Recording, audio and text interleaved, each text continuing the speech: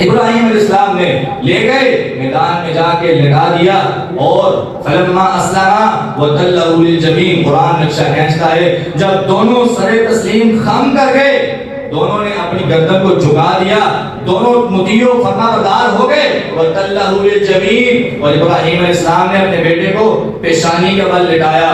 سیدھا نہیں لٹایا، کہیں میرے ذہن میں، میرے دل میں میرے بیٹے کی محبت نہ آ جائے، اگر محبت آ گئی تو میں کہیں اللہ کے حکم کی خلاف ورزی نہ کروں۔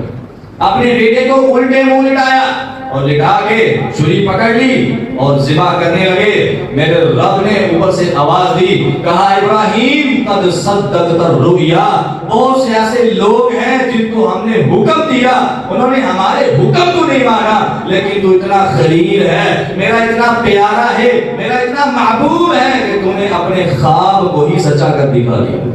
قد صدقت الرؤیا۔